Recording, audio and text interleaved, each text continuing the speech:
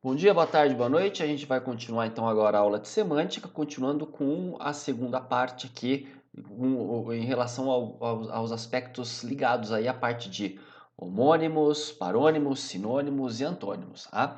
Então vamos aí para nossa transiçãozinha e a gente já continua, tá? Maravilha aí? Então vamos lá para o conceito de paráfrase. Paráfrase a princípio, é algo muito simples, que é falar a mesma coisa com outras palavras.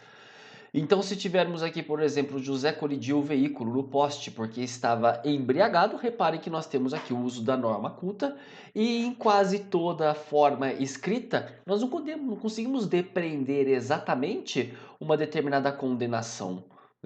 Ou uma determinada ideologia diferente de, se nós colocarmos aqui, o Zé encheu a lata no poste porque estava de fogo, porque estava bêbado. Bem, porque o embriagado neste caso, pessoal, possui digamos, uma forma de expressão que não está ligada a nenhuma ideia pré-concebida, a nenhum julgamento. Enquanto que bêbado, estava de fogo, como eu coloquei aqui, você percebe que pela escolha dessas palavras há sim um determinado julgamento. Então a paráfrase ela acaba por revelar alguns valores. Ela, de certo modo, pode mostrar intenções ideológicas de quem está dizendo alguma coisa.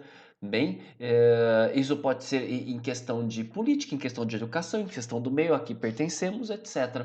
Então, o Zé encheu a lata aqui, tem até uma irreverência que, se for no caso de um jornal sério, ela não é cabível.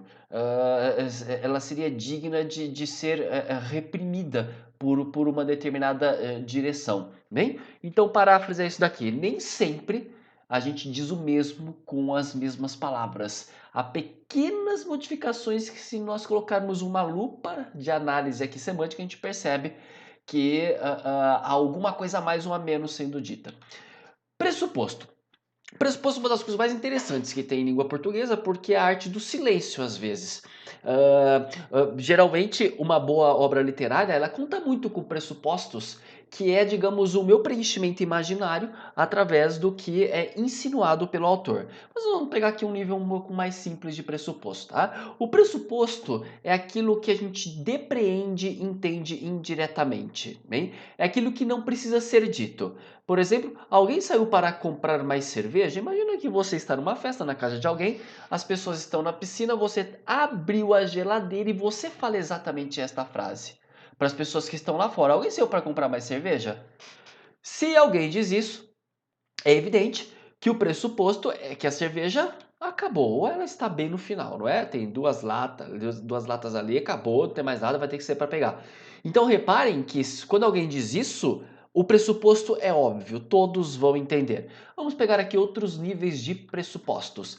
A Mariluce está solteira de novo, então vamos lá, eu tenho uma notícia nova, não é? A de que ela está solteira, e a notícia nova pressupõe algo que não precisa necessariamente ser dito, que é a noção de ela terminou um relacionamento e antes estava namorando. Hein? Outro caso aqui de pressuposto. O tempo continua chuvoso. Então vamos lá. Hoje chove. E estava também chovendo. O pressuposto é que estava chovendo, não precisa ser dito isso.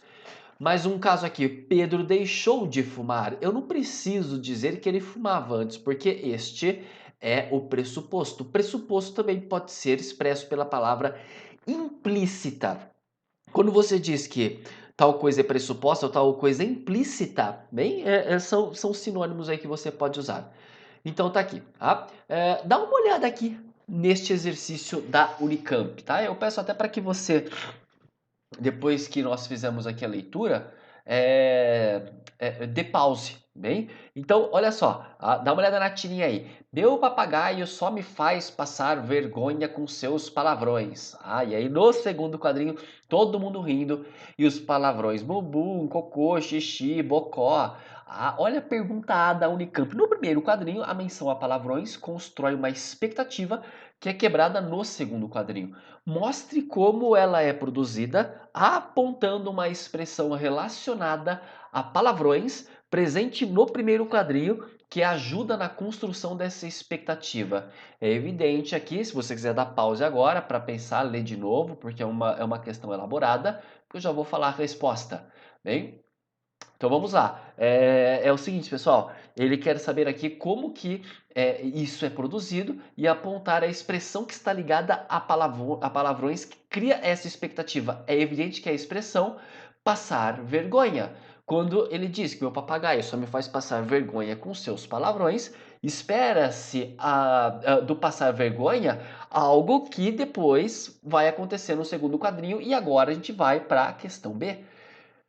No segundo quadrinho, o cômico se constrói justamente pela quebra da expectativa produzida no quadrinho anterior. Entretanto, embora a relação pressuposta no primeiro quadrinho se mantenha, ela passa a ser entendida num outro sentido, que produz o riso. Explica o que se mantém e o que é alterado no segundo quadrinho em termos de pressupostos e relações entre as palavras. Bom, então vamos lá. O que é que se mantém? A expectativa, os palavrões. Bem? O que é quebrado? O calibre dos palavrões. Os palavrões, ao invés de serem pesados, eles são bobos, infantis, idiotas. Bem? Então, o que é que se mantém? As piadas. O que é quebrado? O tom das piadas. Bem? O teor delas. O teor aqui é por demais inocente, ingênuo. Bem? Então era isso. Essa é uma questão, evidentemente, básica de pressuposto. Tá? Você tem ela aí, diversos elementos a serem explorados através deste tema aí. Maravilha. Agora nós vamos para o subentendido. O subentendido é parecido também com o pressuposto, mas possui aqui uma pequena distinção. O subentendido aqui é de responsabilidade do ouvinte. Como assim do ouvinte? Vamos pegar aqui o seguinte exemplo, tá? O subentendido, guarde através disso. Ele não deixa de ser um pressuposto, ele conta com uma interpretação, por isso que é de responsabilidade do ouvinte, mas aqui tem, digamos, um raciocínio por trás que é mais intrincado, é mais complexo. Como assim? Olha só. Peguemos de novo aquele exemplo, a Mari Lúcia está solteira de novo. Lembra que então o pressuposto é que ela namorava e agora ela está solteira. O está solteira é explícito. O implícito aqui ela namorava. Só que observe uma palavrinha de destaque que é o de novo. A Marilúcia está solteira de novo. O de novo cria um subentendido. E esse subentendido, lembra que eu falei lá na paráfrase? O subentendido que se cria do de novo. Aqui é a expressão do ouvinte que acaba revelando a opinião. O que ele quer dizer aqui? O que ele está insinuando a respeito da Marilúcia? Possivelmente, né? Além desse pressuposto de que terminou o relacionamento, isso é óbvio, o subentendido é que é uma espécie de crítica muito suave embutida aqui no comportamento instável e imprevisível, não é? É como se, grosso modo, eu pudesse dizer aqui através de uma metáfora, a Marilúcia não para quieta, ela está sempre pulando de galho em galho, com o perdão do termo. Então, neste caso aqui, é evidente, eu tenho de novo uma crítica ao comportamento. Esse é um nível bem específico de subentendido. Vamos pegar um que não seja também tão complexo assim. Olha aqui, essa tirinha do Luiz Fernando Veríssimo. Eu estava lendo as notícias do Brasil no jornal e lava as mãos antes de vir para a mesa. É evidente, não é? Que quando ele está lendo notícias do Brasil, possivelmente a esposa fala para ele lavar as mãos antes de ir para a mesa, é que o subentendido aqui fica óbvio que quando se trata de Brasil, seja notícia política, seja notícia policial, nós teremos que sujar as mãos aqui em termos do teor da notícia e não questão da parte gráfica do jornal, né? Então tá aí. Vamos lá. Olha só. Quando uma pessoa com um cigarro na mão pergunta: Você tem fogo? Seria muito estranho se o interlocutor apenas dissesse tenho. Por quê?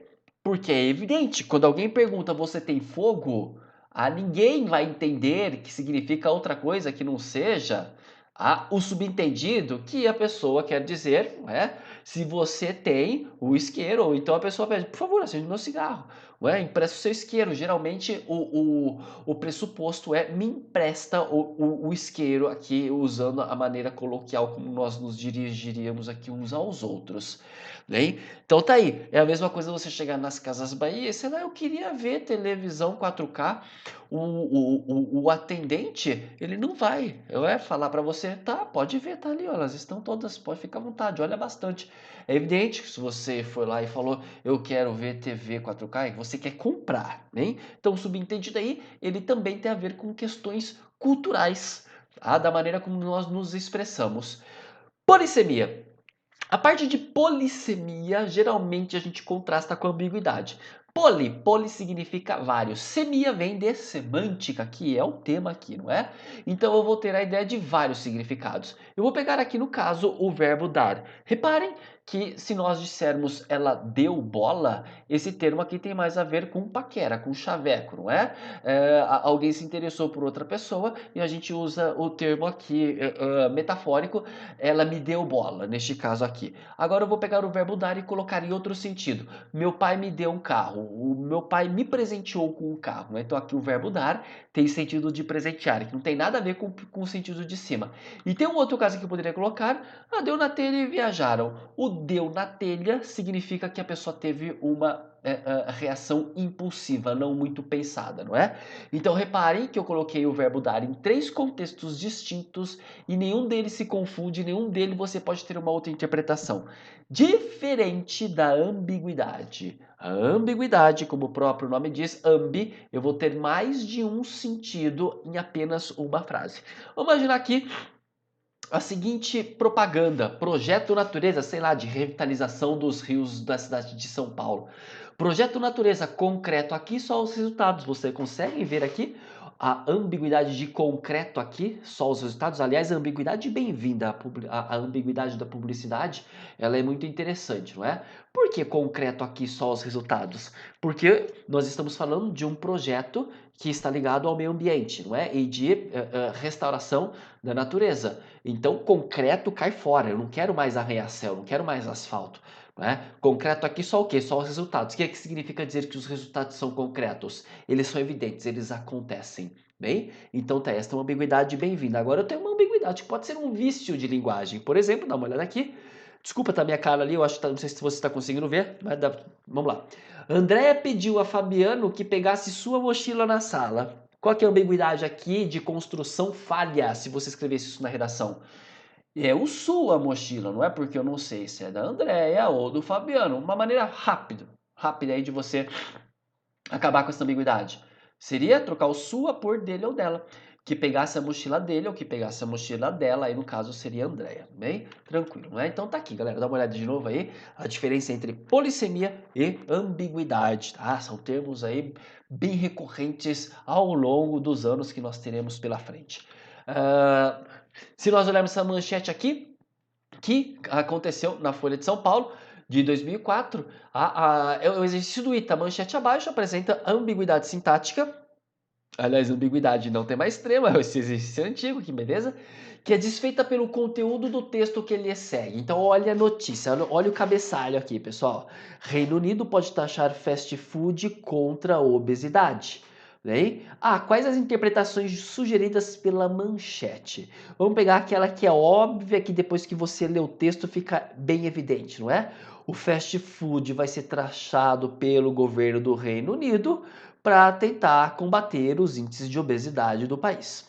É evidente isso. Só que a maneira como está escrita, você tem uma interpretação que é absurda, não é? Reino Unido pode taxar fast food contra a obesidade? É como se houvesse aqui algo que, cá entre nós, é ridículo, porque o fast food, cá entre nós, não tá ligando se a pessoa vai comer um caminhão de uma tonelada de comida ou se, o que ele quer que você gaste. Então, é algo ridículo de ser pensado que um fast food vai ser contra a obesidade. É o que parece que está aqui, não é?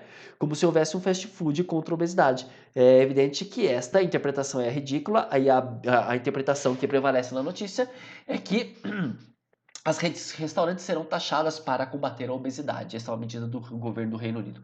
Maravilha? É isso aí. Vamos lá. Mais um caso aqui Dá uma olhada, eu recomendo que você dê pause agora que eu já vou mandar na sequência a resposta. Assinale a única frase em que a ordem de colocação das palavras não produz ambiguidade, beleza? Pause aí e tenta resolver. Qual é que não tem ambiguidade?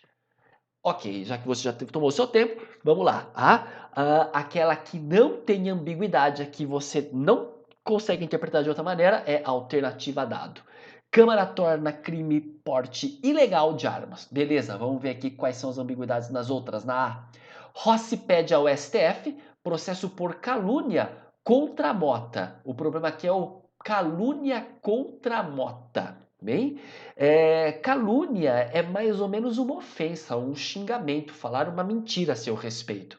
Então, uma calúnia contra a Mota, nem processo por calúnia contra a Mota, eu não sei se o Mota é o caluniado, bem, se sofreu a calúnia, ou se o Mota aqui é o caluniador, é quem xingou alguém, quem falou mal. Você consegue ver isso? Como é que eu posso desfazer essa ambiguidade? Pega o contra Mota e joga depois do processo. Então Rossi pede ao STF processo contra a Mota. Aí ele sofre o processo. Ele é que é o causador, né, da calúnia. É isso aí. A B, ela é quase engraçada de surreal, né? É só colocar as moedas, girar a manivela e ter a escova já com a pasta embalada na mão, pronto, você não consegue mais soltar nunca mais a pasta da sua mão, não é? Então é evidente aqui que a melhor maneira é você pegar o nas mãos e jogar depois de manivela. Perdão, é só colocar as moedas, girar a manivela e ter nas mãos. E ter nas mãos a escova já com pasta embalada. É isso aí. A C é evidente, você consegue perceber também, porque é até engraçada a maneira como está escrita aqui, não é? Casal procura filho sequestrado via internet, não é? O moleque foi sugado pela webcam por milhões de megabytes de transformação neurodigital. Tô zoando. É evidente que isso daqui é casal procura via internet filho sequestrado. E aí também é até engraçado se você leva ao pé da letra. Regressou a Brasília depois de uma cirurgia cardíaca, mas no meio da cirurgia ali, o cirurgião, o enfermeiro, aquele monte de gente em cima ali da pessoa sendo aberta, não é? Então uma cirurgia cardíaca com cerimonial de chefe de Estado, né? Então o cara tá lá aberto, tem o quê? Fanfarra, tem general, tem batendo de continência, com um cerimonial no meio da cirurgia cardíaca. É evidente que nessa interpretação. De novo, a posição não tá legal. Como é que eu posso consertar isso daqui? Coloca o seguinte, ó, pega o cerimonial de chefe de Estado e coloca depois de regressou a Brasília, depois de cerimonial de chefe de Estado. Desculpa, errei, não é? A melhor maneira aqui seria regressou a Brasília com o cerimonial de chefe de Estado depois de uma cirurgia cardíaca. Tá? Aí sim. É isso. Então tá, esta é uma aula que nós evidentemente voltaremos a ela porque ambiguidade é um assunto muito querido aí nos vestibulares, tá? Não é apenas nos grandes, não, porque é muito interessante a maneira como a gente lida com a questão da publicidade. Boas publicidades, elas têm uma ambiguidade muito interessante, e a ambiguidade negativa, quando ela contamina o meu texto, ela tem que ser evitada de certo modo. Bem, muito obrigado, fiquem em paz, grande abraço a todos.